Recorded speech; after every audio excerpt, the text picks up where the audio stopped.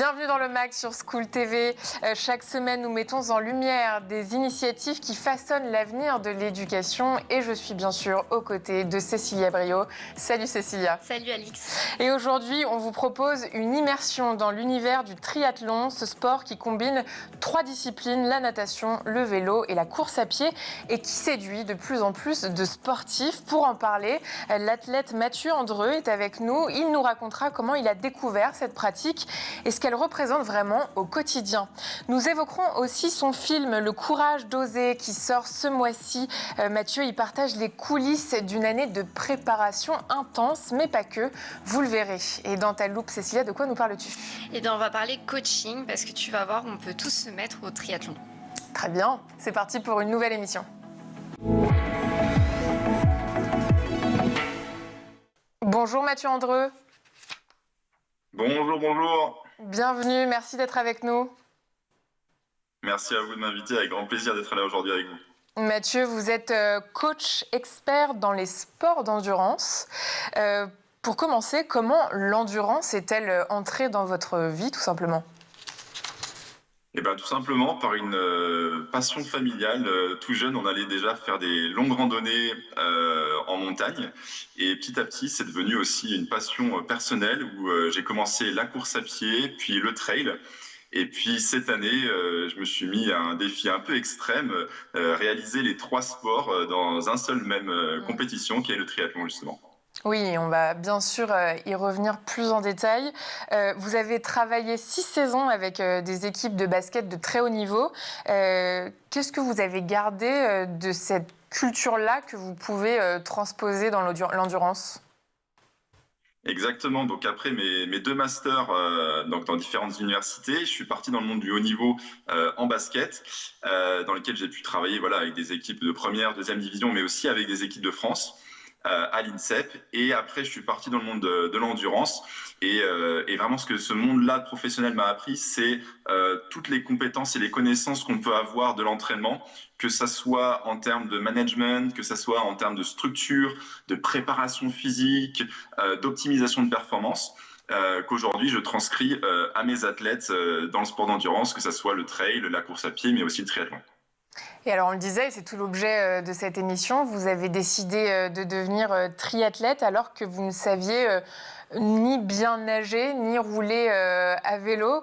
Comment est-ce que vous avez franchi le cap et comment est-ce que ça vous est venu surtout ? Exactement, donc je pars vraiment de zéro. Alors la course à pied, je maîtrisais le sujet, mais alors nager, je pense, comme beaucoup, je me noyais pas en piscine, mais enchaîner, pour connaître les distances, notamment sur le triathlon XL, c'est 3,8 km de natation en eau libre. Clairement, je savais pas du tout faire. Le vélo, je pouvais prendre des vélos comme on a en ville, mais du vélo de route, c'est une toute autre histoire. Et comment je suis arrivé à cette idée, à ce défi-là, finalement, je me suis entouré. Parce que seul, clairement, j'aurais jamais pu réaliser ce projet-là. J'ai dû donc apprendre à nager. J'ai pris une entraîneuse qui m'a permis de m'entraîner et de travailler ma technique. J'ai pris un coach, j'ai pris un préparateur physique, une diététicienne qui m'a vraiment, on s'est vraiment staffé pour réussir à atteindre ce projet un peu fou qui était de partir de zéro et à la fin de réaliser 3 triathlons XL en moins d'1 an. Et donc, nécessairement, on se dit avec toutes ces personnes dont vous vous êtes entouré que ça représente un certain budget. Exactement, oui. Là, vu que le projet était assez important et que clairement le but n'était pas de se blesser et d'y arriver, de pouvoir réaliser ce rêve, je me suis entouré et clairement ça a un budget. Mais aujourd'hui, pouvoir s'entourer d'un entraîneur ou d'un coach qui va vraiment vous apporter finalement les connaissances, les compétences et structurer aussi votre entraînement pour éviter la surcharge, parce que le triathlon, il faut bien avoir conscience, on prépare 3 sports. Et on a tendance à croire qu'il faut du coup s'entraîner pour faire un marathon, s'entraîner pour faire 180 km de vélo et s'entraîner pour faire 3,8 km de natation. C'est énorme. On a tous des vies professionnelles et personnelles à côté. Et le job de l'entraîneur, justement, c'est d'optimiser tout l'entraînement pour que celui-ci ne soit pas une charge pour vous. Et justement, qu'est-ce qui a été le plus dur à appréhender? C'est la technique, la gestion du stress, l'organisation du temps? Le plus dur, honnêtement, c'était d'oser. Vraiment. C'était d'oser se dire, OK, je me lance. Et à partir de ce moment-là, quand on a fait le premier pas, et ben après, c'est d'organiser sa journée et finalement d'être ce qu'on appelle discipliné, parce que là, on n'a plus le choix. Il faut avoir conscience quand même qu'un entraînement extrême en triathlon, notamment pour du triathlon XL, hein, sous un format Ironman par exemple, c'est entre 20 et 25 heures d'entraînement par semaine. Donc on est presque sur un mi-temps. Oui, oui. On est presque sur un mi-temps d'entraînement. Et c'est là qu'il faut vraiment être organisé, discipliné. Si on regarde, vraiment ce que j'ai appris cette année, c'est quand je regardais mes objectifs, je me disais non mais Mathieu, jamais je vais pouvoir y arriver. Et de le découper en semaines, de découper ces objectifs aussi en jours, de vraiment prendre en fait chaque jour l'un après l'autre, de regarder qu'est-ce que je dois faire aujourd'hui, mes entraînements, bon, mon travail aussi, etc. Et d'organiser ma journée. Et ben finalement, petit à petit, j'ai progressé. Petit à petit, je suis devenu plus fort, plus endurant. Et j'ai pris confiance, ce qui m'a permis de réaliser ce beau projet.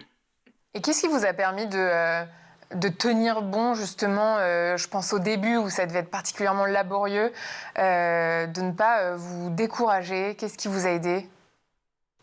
Alors là, il faut savoir que ce projet-là, je ne l'ai pas fait personnellement pour moi.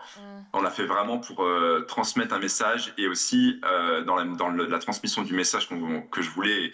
Et quand je dis on, c'est vraiment toute l'équipe parce que j'ai embarqué toute une équipe avec moi et l'idée, c'était vraiment de partager un message. C'était aussi des valeurs familiales. L'histoire, en fait, de ce projet-là, elle est née en Noël dernier.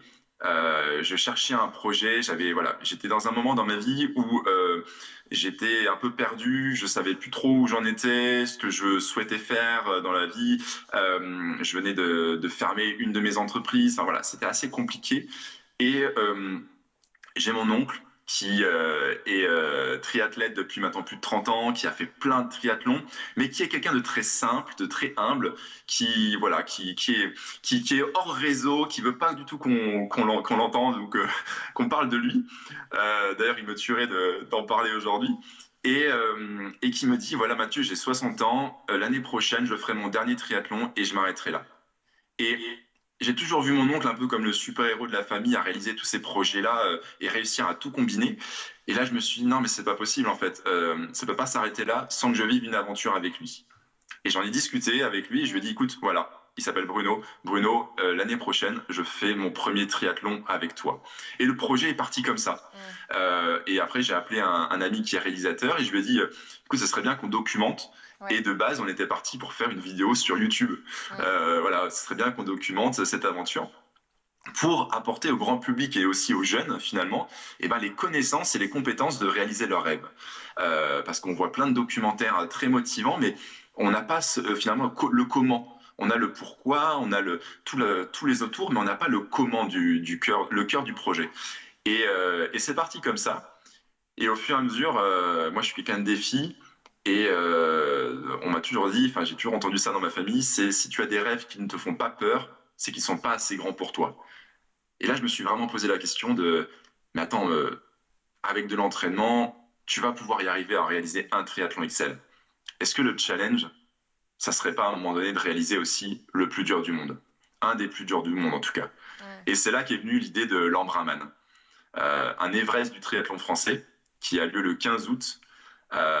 Qui est considéré comme un des plus durs du monde. Et donc, pour répondre à votre question, qu'est-ce qui me permettait de tenir? Et finalement, c'était le message qu'on voulait transmettre et puis aussi cette fierté de partager ça avec ma famille. Oui, justement, Mathieu, vous le disiez, vous avez décidé de documenter toute cette année de préparation, faite de doutes, de dépassement de soi. De cette aventure est né le film Le courage d'oser, dont l'avant-première aura lieu le 12 décembre à Lyon. Je vous propose qu'on regarde la bande-annonce. Pourquoi cherchons-nous toujours à repousser nos limites? Est-ce pour nous sentir vivants? Pour se prouver qu'on est capable de réaliser de grandes choses? ou tout simplement pour donner un sens à nos vies. Je m'appelle Mathieu André. Je ne suis pas triathlète, je ne suis pas nageur, je ne suis pas cycliste. Et pourtant cette année, je m'apprête à relever l'un des défis les plus extrêmes. Le motto de Mathieu qui est rien n'est impossible, celui qui rêve, ose, travaille et n'abandonne jamais, s'applique à toute génération. Et ça, c'est très inspirant. C'est très inspirant. Mon corps ne veut pas nager. Je mets même des pieds à mes doigts. J'ai dû sortir de ma zone de confort, tout changer, réapprendre et m'entraîner comme jamais auparavant. Je n'ai jamais fait de triathlon de ma vie. Et pourtant, dans 8 mois, je vais tenter l'un des plus durs du monde.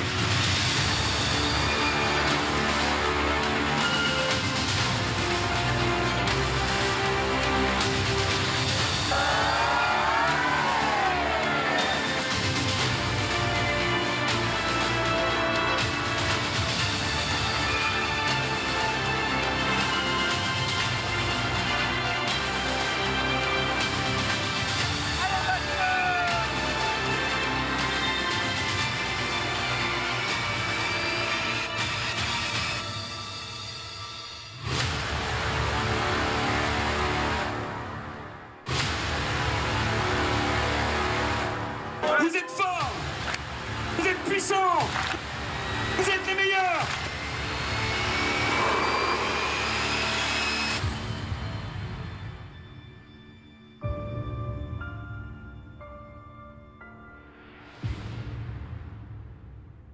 Et moi, ça m'inquiétait, franchement. Pour moi, c'était inconcevable de commencer par un truc comme ça. Mathieu, quand vous revoyez ces images, qu'est-ce qui vous touche le plus? C'est beaucoup de pression, beaucoup d'émotions parce que on est en train de finaliser en plus le montage du film là, donc je revois des très belles images. Ce qui me touche le plus, c'est tous ces moments de partage. C'est tous ces moments de partage avec mes parents. On voit mon père au tout début, par exemple. On voit mon oncle à la fin, mais aussi voilà, avec toute ma famille et tous mes amis qui ont été présents autour de ce moment-là, autour de cette aventure. On dit souvent que le plus important, c'est pas la ligne d'arrivée, mais c'est le chemin. Et ben, je rajouterais, en tout cas dans cette aventure, j'ai vraiment appris que le plus important, c'est la compagnie, c'est les gens qui nous entourent durant nos aventures un peu extrêmes. Et là, ça a vraiment été le cas. Et pour revenir un peu plus en détail sur ce que vous avez réalisé donc pendant 1 an, et puis pour ceux qui nous regardent et qui ne savent pas exactement, vous vous êtes préparé donc avec un double objectif, finir le Frenchman. Donc c'est 3,8 km de natation, 180 km de vélo et un marathon, j'espère que je ne me trompe pas, et aller jusqu'à l'Ironman, l'un des triathlons donc les plus difficiles au monde. Pourquoi avoir choisi de commencer par un défi aussi extrême ? Pour le faire avec mon oncle, lui-même le faisait, donc le Frenchman, il m'a annoncé à Noël qu'il faisait le Frenchman en XL et je voulais partager une aventure avec lui, je voulais vivre ça, je voulais savoir en fait, depuis 30 ans il m'en parle, tous les Noëls on entend parler de ça et je voulais vivre vraiment cette aventure avec lui. Moi je suis quelqu'un de défi aussi, de challenge et je me suis lancé dans courir 42 km, je me disais, bon, je l'ai déjà fait, ça passe. 180 km de vélo, bon, ça allait être dur, mais voilà, j'en voyais aussi le bout. Bon, clairement, 3 km 8 de natation, non, pas du tout.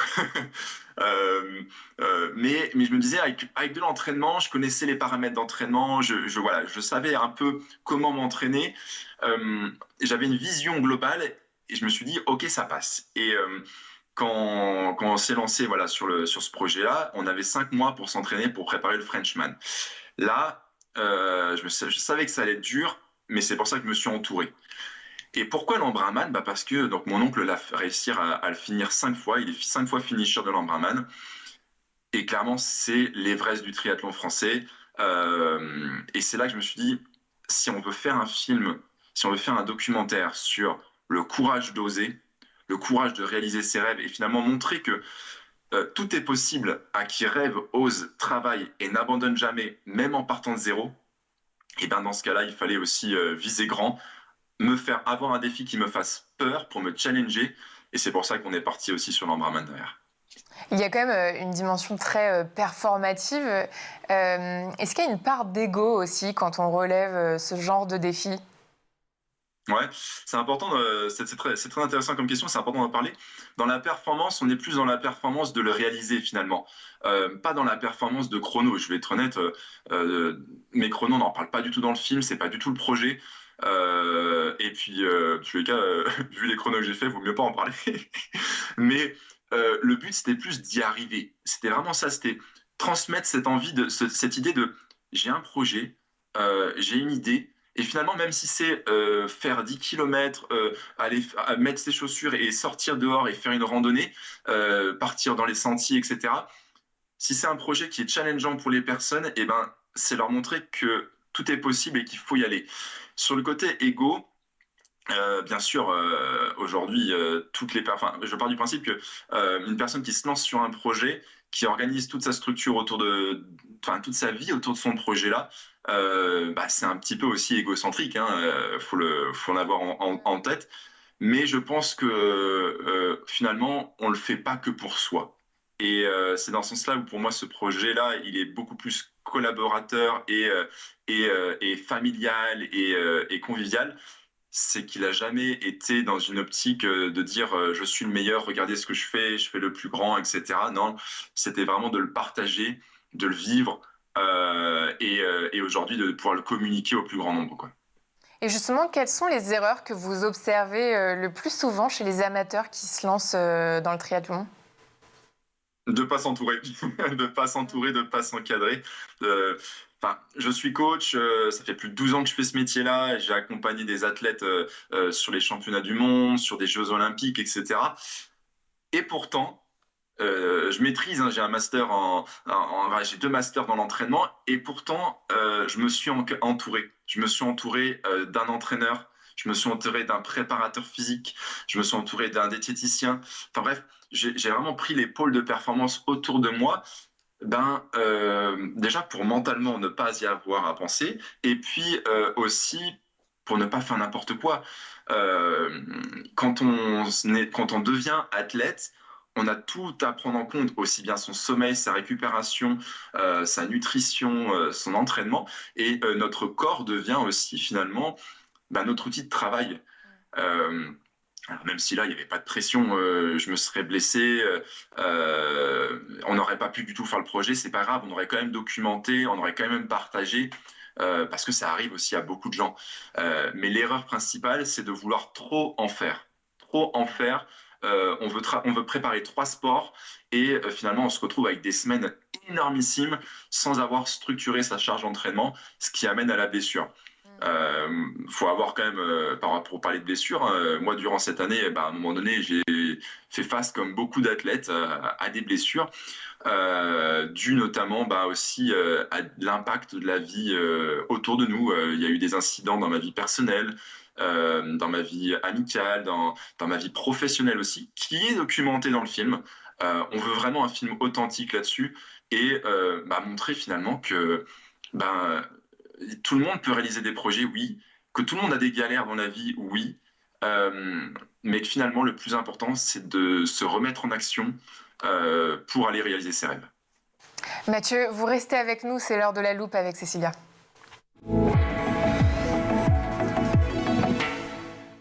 Et Cécilia, on va parler coaching. Oui, tout à fait, Alix. J'espère que tu es prête à enfiler ton maillot de bain, ta tenue de sport. Toujours. Car là, je te propose de suivre les conseils d'Anne-Sophie Pierre et de Soli Camar. Alors, ils sont triathlètes tous les deux. Ils ont créé Aeroflow, qui est une plateforme de coaching personnalisée. Alors, en plus de leur entraînement et de leur compétition, ils proposent alors 39 000 abonnés sur TikTok de précieux conseils. On regarde. Chaque entraînement va pas être votre meilleur entraînement, va pas être un record personnel. Des fois, il faut juste accepter que les séances sont correctes sans que ça soit exceptionnel à chaque fois. L'objectif, c'est de rester régulier, consistant et valider les séances. Mais ne vous inquiétez pas si à chaque fois que vous faites une séance, par exemple de course à pied, vous gagnez pas 5 secondes de kilomètre. C'est normal, les progrès sont de plus en plus durs à obtenir quand vous atteignez un certain niveau. Et également, les progrès, des fois, on les voit que après quelques mois d'entraînement. l'entraînement. Alors bien sûr, si vous voyez que vos valeurs elles sont en tendance à la baisse et que vous n'êtes pas bien et chaque séance est de plus en plus dure, et ben peut-être vous êtes fatigué et là il faut se remettre en question et plus analyser de qu'est-ce qui se passe mal. Aujourd'hui par exemple, moi j'aurais pu poster que j'avais fait une super séance de 10 x 600 et que c'était parfait, alors qu'en fait c'était une séance très standard, j'ai pas couru plus vite que d'habitude ni moins vite que d'habitude, c'était ce que je devais faire. C'est très facile de se comparer aux autres avec les réseaux sociaux, on a l'impression que tout le monde est mieux que nous, fait des meilleures séances que nous, mais restez concentrés sur vous et le travail payera toujours. Et pour celles et ceux qui souhaitent se dépasser ou performer, tout simplement, Soli, qui est entraîneur, propose un coaching adapté à chaque sportive. Alors, il se fonde sur de nombreuses études scientifiques pour optimiser les performances des athlètes, nutrition, temps de sommeil, temps d'entraînement ou encore temps de récupération. Et quant à Anne-Sophie, elle a l'expérience du terrain. Oui, tout à fait, Alix. En fait, elle a commencé le triathlon à 20 ans. Elle a déjà fait ses preuves dans la discipline. En 2023, elle est devenue championne du monde Ironman 73, tout groupe d'âge confondu. Alors, pour celles et ceux qui sont novices, l'appellation 73 correspond à la distance totale de la course en miles, soit 113 km, ce qui correspond pour chaque discipline à 1900 mètres de natation, 90 km de vélo, 21,1 km de course à pied. Donc c'est une belle récompense pour cette athlète qui a déjà 25 ans. Alors Mathieu, j'avais une question pour vous. Est-ce que déjà vous avez puisé des conseils sur les réseaux sociaux pour performer, pour vous dépasser ? Oui, complètement. Alors, je vous avoue que je ne connaissais pas ce compte-là, mais j'irai vite le voir derrière parce que ça m'intéresse fortement. Mais oui, bien sûr, sur les réseaux sociaux, il y a des très bons comptes et pas mal de conseils aussi. Mais ce que je recommande aussi pour vraiment avoir ce côté personnalisé dans l'entraînement, finalement, c'est de s'entourer d'un coach. Mathieu, justement, en parlant de réseaux sociaux, Strava a changé la manière de s'entraîner, on en parle beaucoup. Comment est-ce que vous voyez cette application en tant que coach ? C'est un grand débat en ce moment et c'est très intéressant. La question est vraiment très intéressante et je pense que c'est important qu'on en parle. C'est très intéressant dans le partage. Il faut avoir vraiment l'idée que Strava est un réseau social aujourd'hui. D'accord ? On est dans le partage de ses entraînements, de ce qu'on peut faire. Mais moi, aujourd'hui, je mets vraiment un vrai holà et pour être totalement transparent avec vous, je n'ai pas partagé l'ensemble de mes entraînements sur Strava cette année. Parce que je ne voulais pas que les gens copient et se disent « Ah bah tiens, pour préparer un triathlon XL, Mathieu, il fait comme ça, donc je vais faire pareil. » Non, on est tous différents. Si certains vont prendre certains entraînements et les faire, ils peuvent se blesser, ça faut en avoir conscience. C'est pour ça que je dis vraiment se rapprocher d'un professionnel du métier. Et il y a aussi un impact un peu pervers dans ce travail qui est la comparaison. On se compare un peu à se dire « Ah ben mince, lui il fait des meilleures séances que moi, il va être plus près, ou elle a des meilleures performances que moi. » Et en fait, le plus important dans tout ça, c'est pas la comparaison, c'est pas ce que font les autres, c'est d'être fier de soi à chacune de ces séances. J'aimais beaucoup l'interview que vous avez passé, parce que c'est exactement ça en fait. Il faut être fier, on va pas progresser à chaque séance, on va pas exploser nos records personnels à chaque séance comme le voudrait finalement la norme sociale. La vérité, c'est que la progression et la performance derrière, en tout cas, est liée à la constance et au fait aussi d'être fier de soi à chacun de ses entraînements. Oui, d'ailleurs, les jeunes urbains se tournent massivement vers l'ultra-endurance. Vous l'observez aussi chez les gens que vous coachez. Et selon vous, pourquoi est-ce que ça attire autant ? Qu'est-ce que ça dit de nous ? Je pense que exactement, de plus en plus de gens se tournent vers l'ultra-endurance, que ce soit dans le triathlon, dans le trail aussi. On le voit de plus en plus, une émergence énorme. Les dossards partent de plus en plus vite. C'est un peu une course pour avoir son dossard. La vraie question, et c'est un peu ce que j'ai voulu aussi documenter dans ce film, c'est pourquoi est-ce qu'on se lance autant de défis ? Pourquoi on veut chercher toujours plus loin ? L'être humain a voulu aller sur la Lune, maintenant on va aller sur Mars. Pourquoi on passe du marathon à plus de 100 km ou à des triathlons XL ? Personnellement, je peux donner que mon avis dessus et que mon retour d'expérience. Moi, personnellement, pourquoi je le fais, c'est pour me sentir vivant. on est dans un monde aujourd'hui qui est assez terne, où on prône, en tout cas, on nous oriente de plus en plus vers le métro, boulot, dodo. Et ce côté dépassement de soi, ce côté challenge et ce côté rêve aussi, moi personnellement me ramène un peu à l'enfance, me fait croire en fait finalement, et j'en suis persuadé aujourd'hui, que tout est possible, et du coup me challenge et me donne envie tous les jours de me lever pour finalement me sentir vivant, quoi.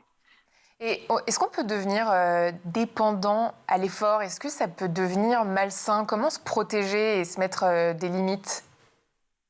Complètement. Donc aujourd'hui, il y a une maladie qui s'appelle la bigorexie dans le sport qui est vraiment liée. Il y a des très bons articles qui sortent de plus en plus. On a énormément d'études scientifiques qui commencent à travailler dessus.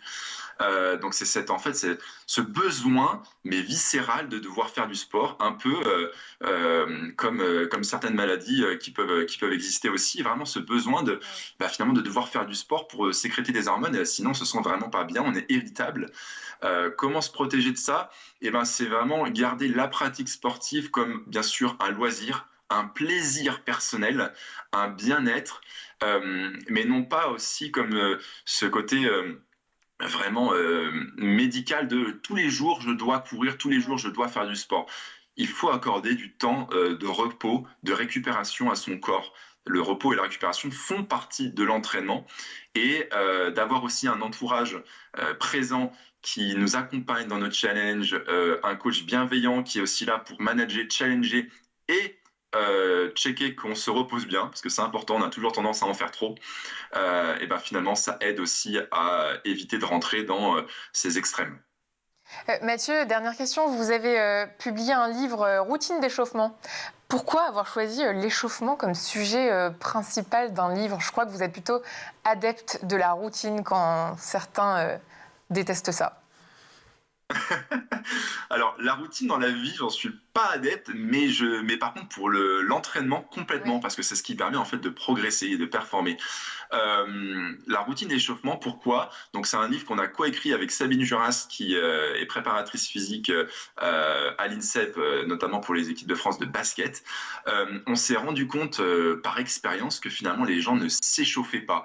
Et ça pouvait être facteur de blessure, mais aussi de contre-performance et de stagnation dans l'entraînement. Parce que c'est pareil tout simple, hein, mais est-ce que vous iriez voir un chanteur d'opéra qui n'a pas fait ses vocalises avant? Est-ce que quand vous préparez un concours, finalement vous ne vous préparez pas, vous révisez pas avant? C'est exactement la même chose. Et on s'est rendu compte dans le monde du sport, notamment encore plus, moi je m'en suis rendu compte dans le monde de la course à pied. Qu'est-ce que font les gens? On met nos chaussures et on va courir. Et notre échauffement, finalement, c'est le fait de courir.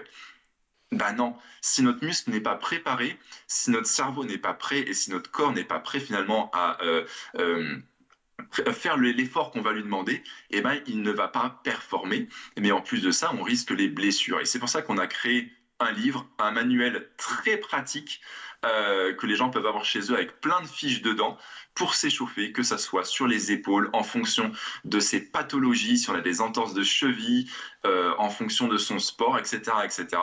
Il y a plus de 200 fiches dedans. Enfin, ouais, c'est vraiment assez pratique, et les gens peuvent vraiment créer leur échauffement. Merci beaucoup Mathieu pour cet échange instructif. Mathieu Andreu, coach expert dans les sports d'endurance. Cécilia, je te dis à demain, à très bientôt sur School TV.